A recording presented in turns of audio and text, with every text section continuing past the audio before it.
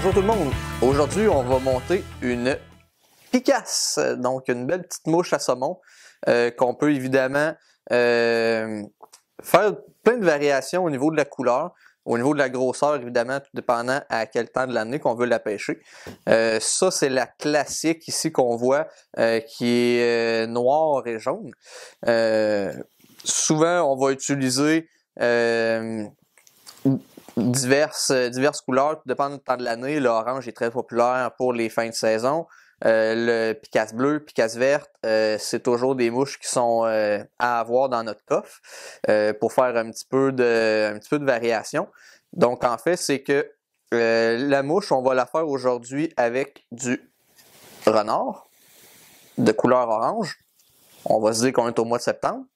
Et puis, on va la monter sur un Daichi 2051 numéro 3. Évidemment, on peut la monter plus grosse, plus petite, ça dépendant quand est-ce qu'on pêche.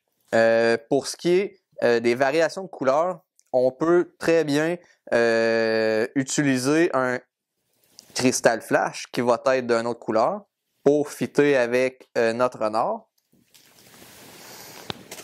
Si on y va dans le chartreuse, ça peut très bien être ça. La recette originale, c'est du cristal flash noir, cristal flash noir, avec le renard qui est jaune. Aujourd'hui, ça va être le cristal flash noir, mais avec le renard orange.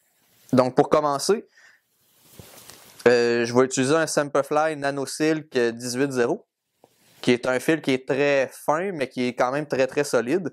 On pourrait utiliser un petit peu plus gros parce que le vinyl rib, en fait, ce qui va faire le corps, c'est un matériel qui est assez dur à écraser et puis à bien solidifier. C'est pour ça qu'on peut utiliser un fil qui est un petit peu plus fort. Exemple, là, un 6-0 ou dans le Nano Silk 6-0 ou un petit peu plus entre un 18 ou un 6-0, ça peut très bien faire. Donc, je commence mon fil de montage sur le corps.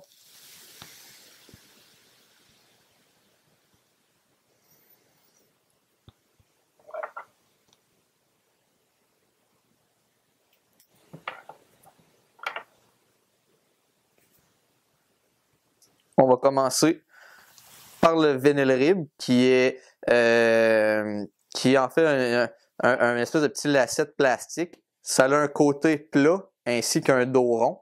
Donc le côté plat va côté hameçon, le dos rond va aller à l'extérieur. Ce qu'on peut prendre, c'est un ciseau un peu plus costaud, pas nos ciseaux de finition parce que c'est un matériel qui est assez raide à couper. On va se couper un petit biseau.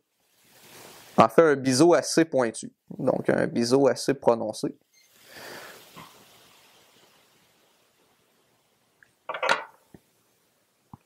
Comme ça ici. Je vais l'attacher en dessous.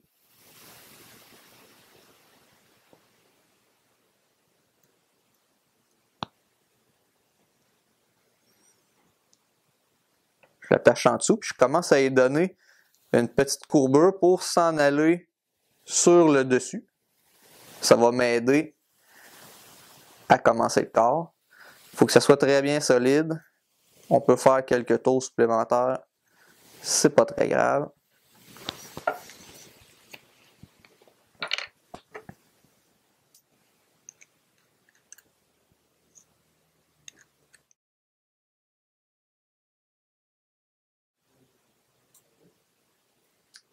J'aime bien mettre un petit peu de vernis sur mon corps. Fait que quand que je vais venir apposer mon vinyl rib, on va être sûr qu'il va bien adhérer au corps, à la hampe de l'hameçon. Tranquillement, pas vite. Je vais l'étirer. Donc en tenant le point de fixation, je peux venir étirer un petit peu mon vinyl rib, ce qui va me donner un petit peu plus de souplesse. Puis je vais être capable de le positionner où que je veux. Le vinyl rib, il se fait en plusieurs grosseurs aussi. Ça, c'est du médium. Je trouve que c'est un bon format pour ce qui est d'un hameçon numéro 3. Évidemment, il ne faut pas l'échapper.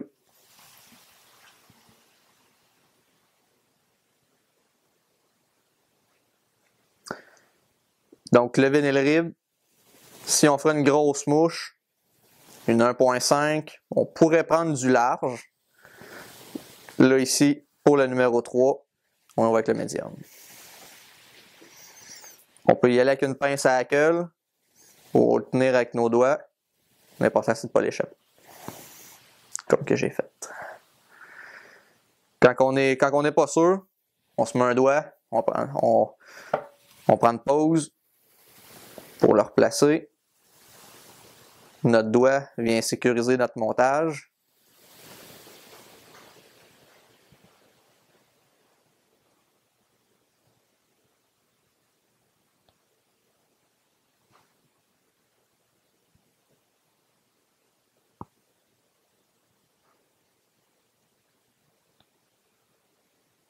Puis, je vais m'en aller environ 3/8 de pouce derrière mon œillet.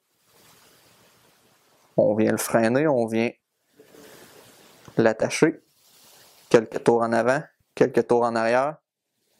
Tout dépendant le fil qu'on a, on peut mettre plus de pression ou moins de pression. On vient le couper en dessous, le plus ras possible. Quand on le coupe, on peut l'étirer. Okay? Ça vient nous donner un petit peu plus de...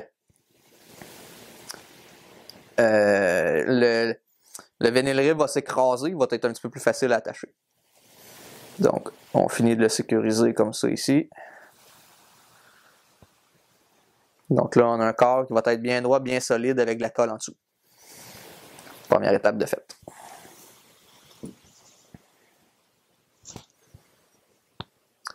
Pour ce qui est du renard, section de queue ou des sections de fourrure de corps, ça fait très bien. Tout dépendant de la longueur qu'on a besoin d'avoir. Section de queue, des fois, peut être un petit peu plus longue. J'aime bien la section de queue pour les petites pointes que ça va donner. Donc, j'en prends quand même une grosse partie parce qu'il va y avoir beaucoup de sous-poil à enlever.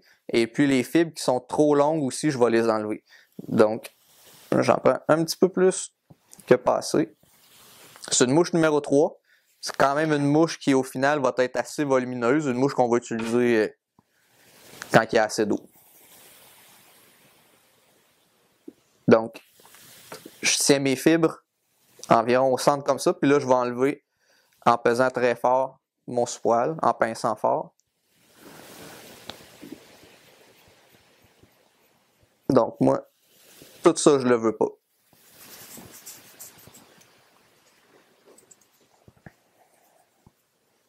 On peut se donner une idée, comme ça ici.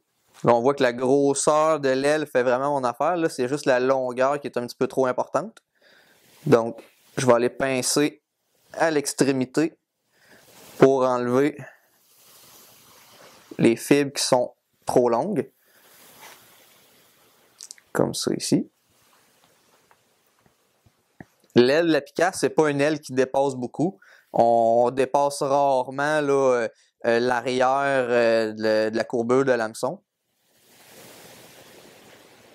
Parce qu'on va avoir les fibres de héron qui vont venir faire un look un peu plus spé qui va nous donner notre longueur. Donc, quand l'aile fait mon affaire,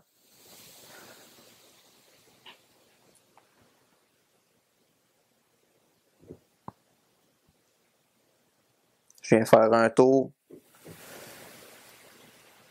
dessus mon matériel, puis je vais venir le coucher sur le dessus.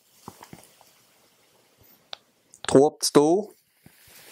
Quand nos 3 tours sont faits, on peut venir pincer mon matériel pour la poser sur le dos, bien aligné. On peut utiliser notre rotation d'étau pour vérifier qu'on est vraiment sur le dessus.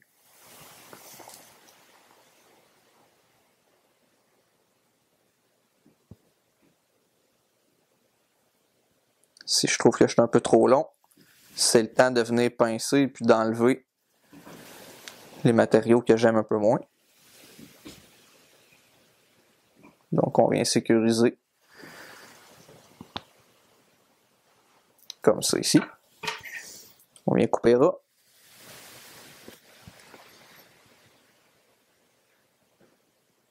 Je préfère me laisser plus de place que pas assez. On va avoir quand même quelques étapes encore à mettre. Et puis, on se garde quand même une belle place là, pour venir s'attacher pour faire notre nœud, dépendant du type de nœud qu'on fait. Le turn-up, par exemple, qui prend plus d'espace derrière l'œillet de l'hameçon. Il vaut mieux avoir plus d'espace que pas assez.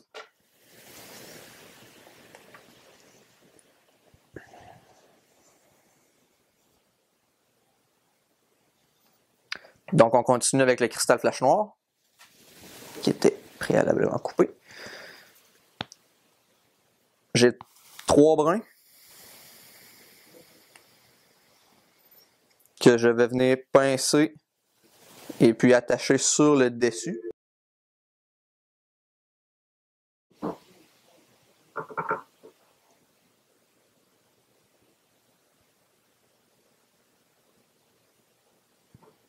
On vient attacher sur le dessus. 50-50, 50 en arrière, 50 en avant. On le replie. On l'amène par en arrière. Comme ça ici. On s'assure que c'est bel et bien sur le dessus aussi. Puis ensuite, je vais venir le couper de la même longueur environ que l'ardillon de mon hameçon. Comme ça ici.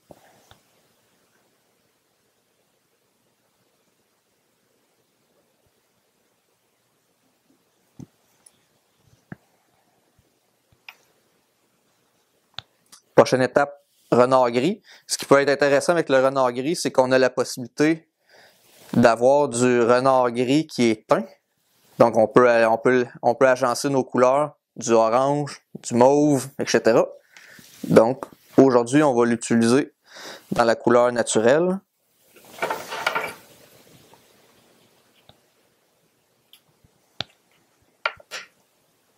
Même principe avec le renard gris.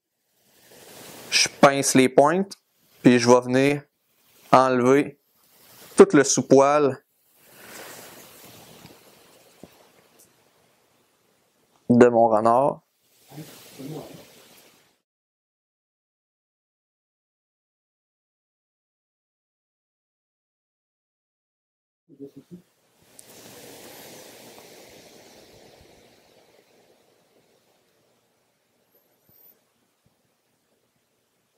Fait quelques tours pour le sécuriser.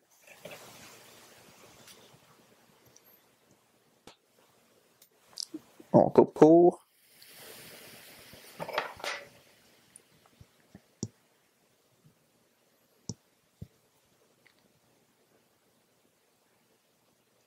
Là, on va venir rouler un petit peu par-dessus pour le coucher. Comme ça ici. Le renard, c'est un matériel qui est assez... renard gris, c'est assez glissant comme matériel. Donc, le fait de cirer notre fil, ça nous aide à le solidifier quand on l'attache. Et puis, rien ne nous empêche d'aller mettre une petite goutte de vernis.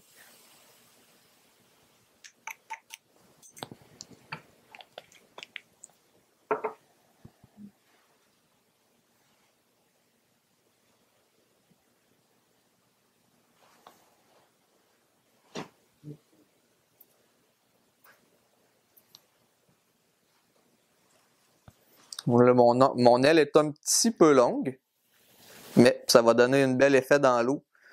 Le orange va ressortir un petit peu plus. Donc, prochaine étape, le héron, teint du noir. Pour attacher le héron, en fait, on va l'attacher comme un hackle, comme un soft hackle. Ça veut dire qu'on va venir chercher la pointe ici, la pointe de ma plume. Je vais revirer, je ne sais pas si vous voyez bien, comme ça ici. Je revire mes fibres.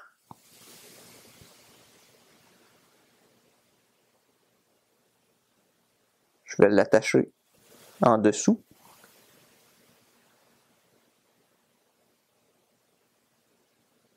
Comme ça ici. Je coupe mon excédent. Je viens prendre ma petite pince à hackle. c'est ici. Donc, en renversant les fibres vers l'arrière, je peux les pincer un petit peu pour m'aider à les aligner. Donc, toutes les mouches à saumon que vous voyez du héron, c'est tout le temps monté de cette façon-là. On attache par la pointe, on revire les fibres, et puis on les envoie par en arrière. Puis là, on va la rouler comme un hackle régulier. On fait un demi-tour, on les renvoie vers l'arrière, on fait un demi-tour ou un tour, on les renvoie toujours par en arrière. On arrête bien évidemment quand le résultat est satisfaisant. C'est pas quelque chose qu'on va mettre beaucoup. On peut y faire 3 tours, 4 dans certains cas. Je crois que là, je vais me rendre presque jusqu'à 4. Quand on a terminé, on vient le barrer. Moi, je fais un tour en arrière, 2 en avant. Je viens forcer mes fibres à retourner par en arrière. Je les écrase un petit peu avec mon doigt. Ça les compacte. Puis après ça, je viens rouler mon fil légèrement par-dessus. Puis je reviens comme ça ici. On coupe court. On peut y donner une petite shape avec la salive. Faut pas hésiter à écraser un petit peu, ça lui donne une petite forme.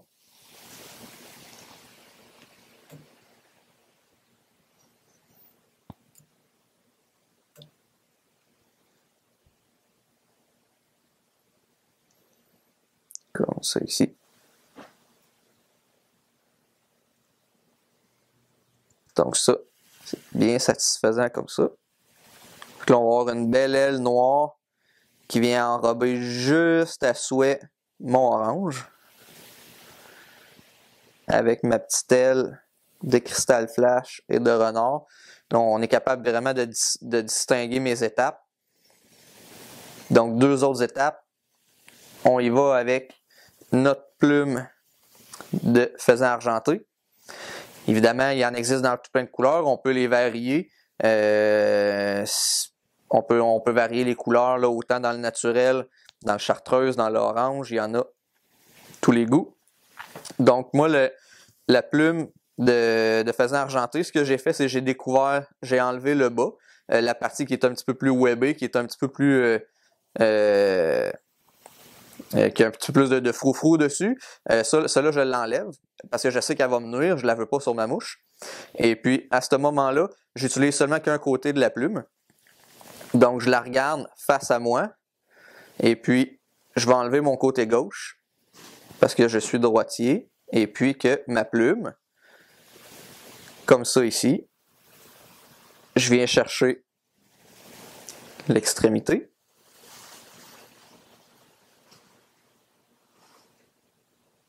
Donc, je veux que ça donne ça ici. Je vais l'attacher de par le bout de la plume. Et puis, toute ma section ici, c'est elle qui va être roulée vers l'arrière, bien serrée pour faire une petite collerette assez dense, mais pas trop. Donc, ce que je fais, c'est que je viens l'attacher de mon côté. Comme ça ici.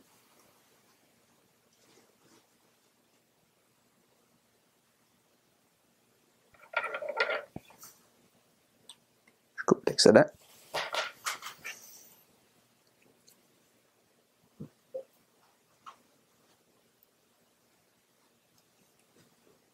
Je prends ma pince à hackle.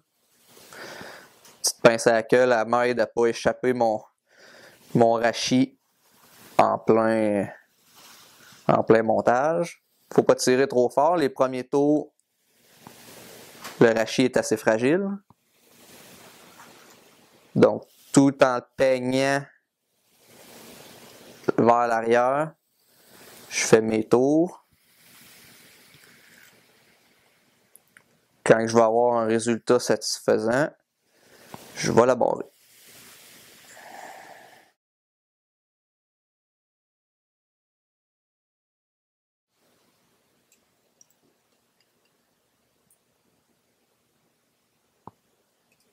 Je viens la barrer.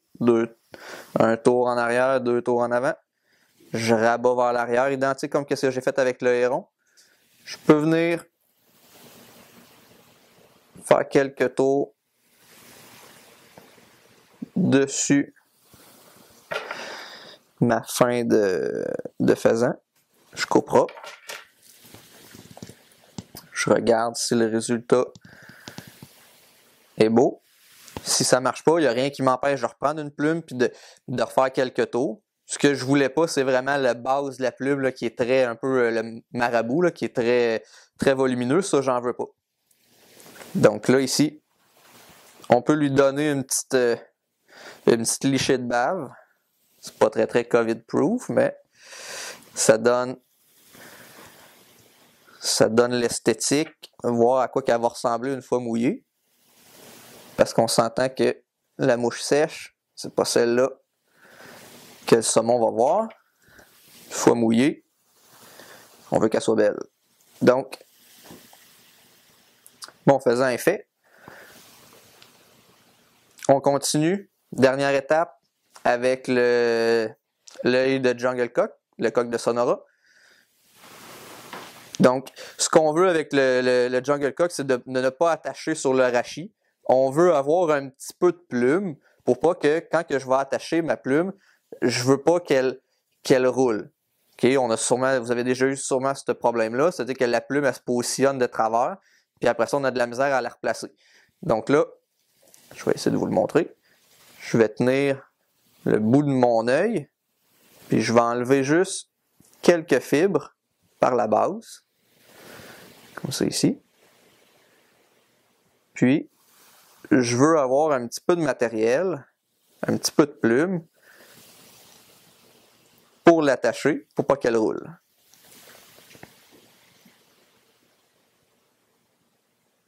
Je la positionne, un tour lousse, elle est belle, un ou deux tours, elle est bien placée.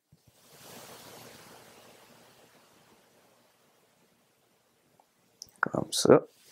On va faire l'œil de votre côté. Même principe. Une pincée. J'enlève une partie de la base de l'œil, mais je m'en laisse. Comme ça ici.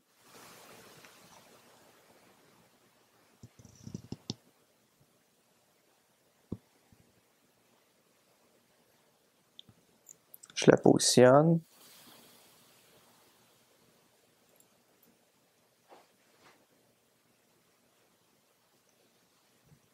Comme ça ici. Je m'assure que les deux soient égales.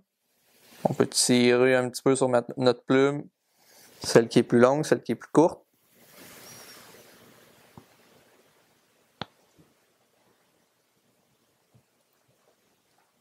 Je prends mon rachis. Je vais faire 2 petits tours de plus.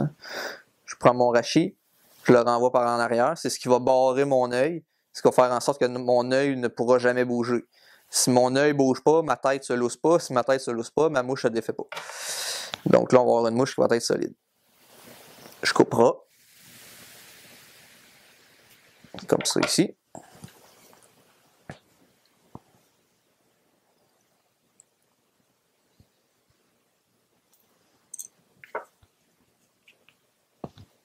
On veut une mouche solide.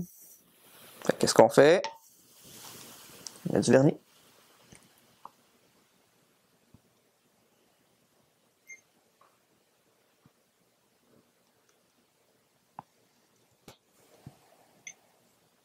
On peut y faire quelques tours de plus. C'est pas comme si on n'avait pas de place. Il reste beaucoup de place en avant. C'est correct. On va faire un turn knot après ça pour attacher notre mouche. Puis on va avoir une mouche qui va bien nager puis que notre pneu va être solide.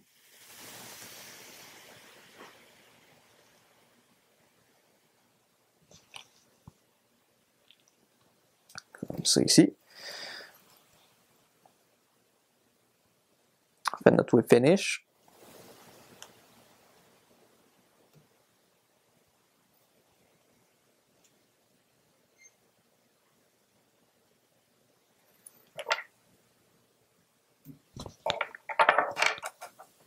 Donc là, ça c'est très optionnel. J'aime bien faire un petit tag de couleur, soit avec de la floss, un fil UTC qui est très voyant, ou une floss Glow Bright en bobine comme ça ici. Ça va très bien aussi pour ça. Donc là, ce qu'on veut faire, c'est juste un petit tag sur une tête noire. Donc là, je vais y faire un tour, 2 tours. Je coupe mon excédent.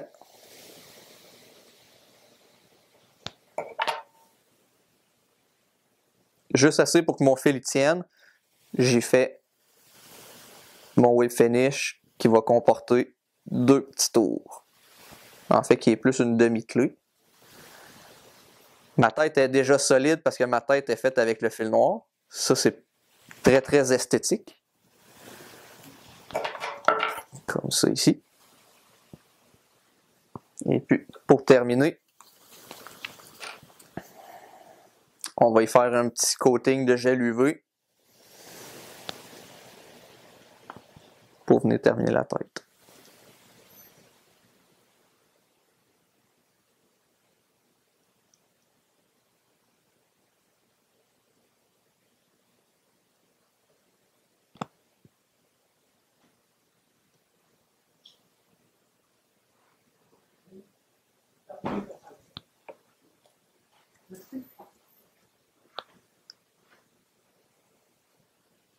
Donc là, vous voyez la couleur que ça vient rechercher. On voit vraiment que sur une tête noire, ça fait vraiment un beau résultat. On vient solidifier notre gel UV.